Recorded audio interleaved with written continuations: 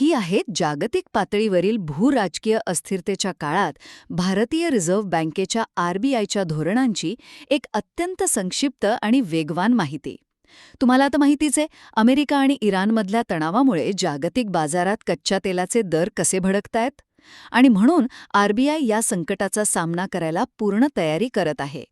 विचार करा, एखाद्या खराब आणि खडबडीत रस्त्यावरून गाडी चालवताना आपण जसा वेग न वाढवता फक्त स्टिअरिंग घट्ट धरून ठेवतो ना, अगदी तसंच काहीसं सध्या आपली आरबीआय करत आहे.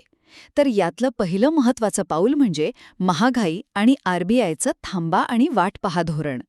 या जागतिक अनिश्चिततेमुळे आरबीआय सध्या आपले व्याजदर जैसे थे ठेवणार आहे, कारण महागड्या कच्च्या तेलामुळे महागाईचा धोका वाढलाय आणि ती चक्क 4.7 ते 4.8% पोहोचण्याचा अंदाज आहे. सोप्या भाषेत सांगायचं तर विकासाला गती देण्यापेक्षा सध्या महागाई नियंत्रणात ठेवणं हे त्यांच्यासाठी जास्त गरजेचं आहे. पण मग जागतिक बाजारातील या तणावाचा थेट फटका आपल्या चलनावर म्हणजेच रुपयावर कसा होतोय?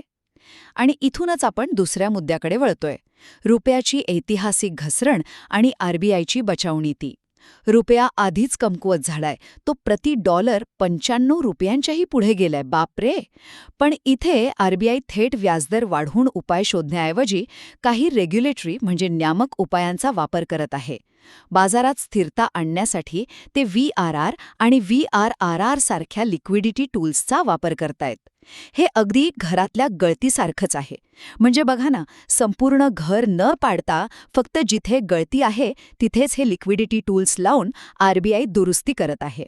शेवटी या सगळ्याचा आपल्या जीडीपी आणि बाजारावर काय परिणाम होईल?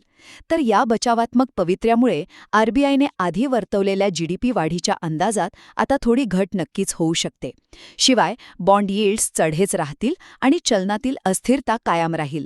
त्यामुळे बाजारपेठेने सध्या कोणत्याही आक्रमक किंवा मोठ्या धोरणात्मक बदल्यांची अपेक्षा अजिबात ठेवू नये. थोडक्यात सांगायचं तर जोपर्यंत हे जागतिक तणावाचे ढग विरत नाहीत, तोपर्यंत आरबीआय आक्रमक पावलं उचलण्याऐवजी अत्यंत सावधगिरीनेच परिस्थिती हाताळणार आहे.